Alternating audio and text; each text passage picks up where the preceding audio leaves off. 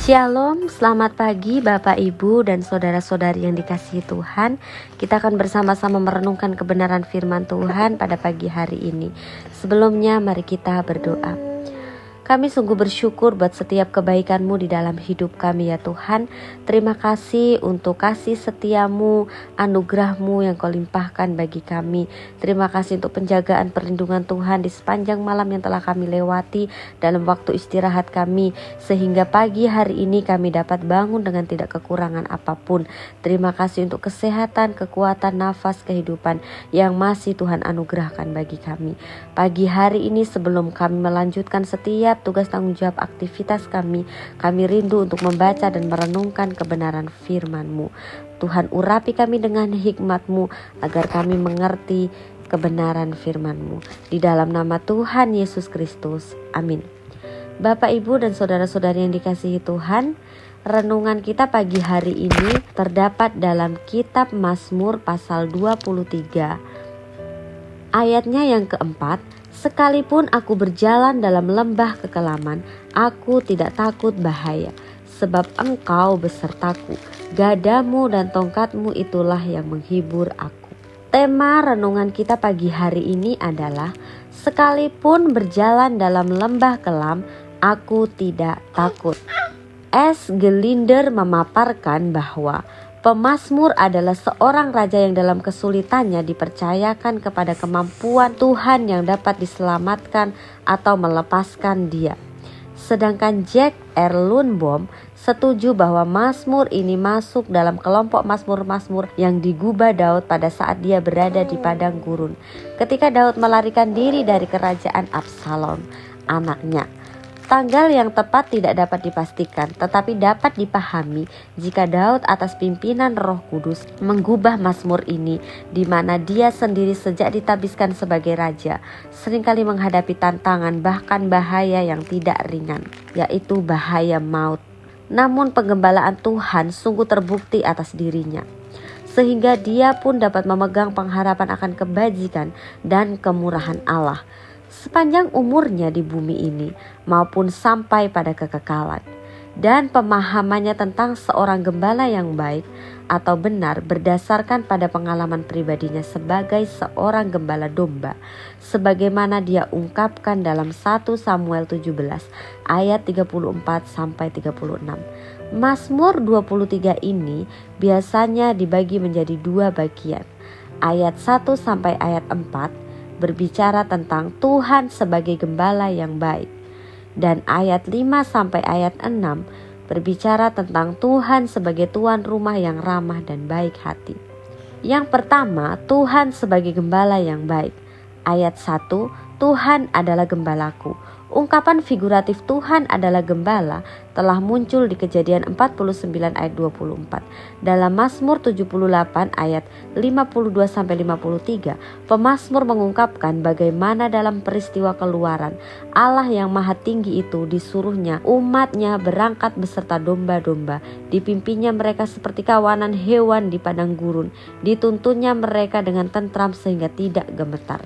Konsep perjanjian lama tentang Allah sebagai gembala yang baik telah terbukti dalam pengalaman umatnya. Karyanya sebagai gembala terhadap umatnya ialah memberi makan, memberi minum, membimbing, mengawasi, membawa keluar, mencari yang hilang, menyelamatkan dan menghimpun domba-dombanya, membawa kembali yang tersesat, membalut yang terluka, menguatkan yang lemah dan menggendong di dadanya. Pada baris yang pertama, Tuhan sebagai subjek yang ditekankan, maka terjemahannya Tuhanlah gembalaku, atau bisa dibalik, gembalaku adalah Tuhan.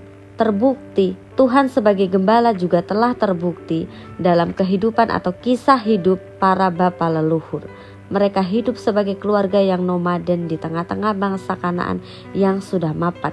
Namun dapat kita lihat bahwa benar-benar perjalanan hidup dibimbing oleh gembala agung mereka. Ayatnya yang kedua, di sini kita melihat paralelisme yang lengkap.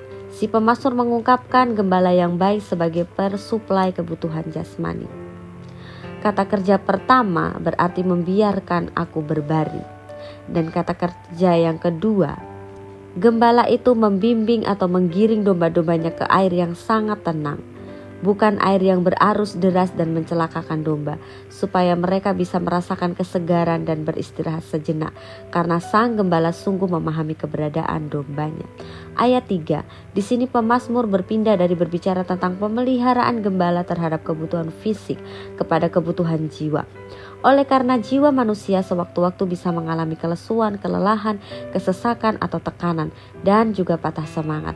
Hanya Allah yang dapat menyegarkan jiwa manusia dengan sungguh-sungguh. Kata membawa sebenarnya mempunyai pengertian membimbing atau memimpin. Kata jalan berarti juga rel, jejak, dan jurusan. Tuhan membimbing kita di jalan kebenaran. Perhatikan juga ungkapan yang penting. Demi namanya, nama yang kudus, berkuasa, benar, mulia, dan kekal. Di sini jalan yang benar dikaitkan dengan namanya sendiri. Berarti jika umatnya tetap berjalan di jalan kebenaran, maka nama Allah dimuliakan. Tetapi sebaliknya, jika umatnya tidak lagi hidup di jalan kebenaran, nama Allah dicela oleh orang kafir. Namun yang menjadi pertanyaan ialah sejauh mana kita mau dibimbing Tuhan di jalan kebenarannya, atau di rel yang Tuhan sendiri tetapkan untuk kita. Ayat 3 dalam relasi dengan ayat 2 berarti manusia tidak hanya membutuhkan materi tetapi juga jiwani. Dengan kata lain, yang dapat menyegarkan jiwa bukanlah materi. Kesegaran jiwa paralel dengan jalan kebenaran, yakni firman Allah sendiri. Ayat 4, ayat ini merupakan kesimpulan dari bagian pertama Mazmur 23, di mana pemazmur mengekspresikan kepercayaan dan imannya sepenuhnya di dalam anugerah Allah. Kata kekelaman diterjemahkan sebagai bayang-bayang maut. Ini suatu ungkapan figuratif yang hendak menggambarkan suatu situasi dan suasana yang sangat tidak menyenangkan, bahkan mengerikan. Namun dalam kondisi dan situasi yang sangat mengerikan itu, si pemazmur sama sekali tidak akan merasa takut.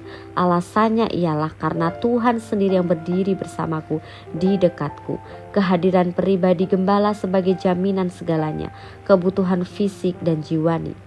Kata gada berarti alat untuk mengumpulkan dan menghitung domba-domba, sedangkan kata tongkat berarti mendukung, mengarahkan, mencenderungkan seseorang. Jadi dalam ayat 4 ini berarti gadamu dan tongkatmu sendirilah yang menghibur aku. Yang kedua, Tuhan sebagai tuan rumah yang ramah. Kata ha'arot dari kata kerja arot berarti menata meja makan. Di sini Tuhan digambarkan sebagai tuan rumah pada satu pesta besar yang disediakan bagi anaknya. Minyak juga dipakai untuk mengurapi tamu istimewa sebelum memasuki ruang pesta. Minyak urapan biasanya dibuat dengan memberi wangi-wangian minyak zaitun. Piala melambangkan satu wujud keramahan dan kebaikan di dalam suatu pesta. Jika dilihat menyeluruh, semua kata kerja dalam teks ini dalam bentuk imperfect, termasuk baris terakhir, perfect konsekutif dalam pengertian imperfect. Hanya ayat 5 baris kedua saja yang berbentuk perfect. Berarti di samping Daud sudah mengalami bahwa Tuhan adalah gembalanya, dia pun terus meyakini bahwa Tuhan yang sama akan terus menjadi gembalanya. Ini merupakan suatu pernyataan iman. Ayat 5 baris 2 itu merupakan kesaksiannya sebagai raja yang telah diurapi oleh Tuhan melalui Samuel. Beberapa peran gembala dalam Mazmur 23 ini yaitu: 1. Gembala yang baik memperhatikan kebutuhan jasmani. 2. Gembala yang baik memperhatikan kebutuhan jiwani. 3. Gembala yang baik menghibur dalam kedukaan. 4. Gembala yang baik tidak mempermalukan. 5. Gembala yang baik memberi jaminan di bumi dan di surga. Amin firman Tuhan, mari kita berdoa. Kami sungguh bersyukur untuk kebenaran firman-Mu pada pagi hari ini yang meneguhkan dan mengingatkan kepada setiap kami ya Tuhan, bahwa Engkaulah satu-satunya Tuhan sebagai gembala yang baik dalam kehidupan kami.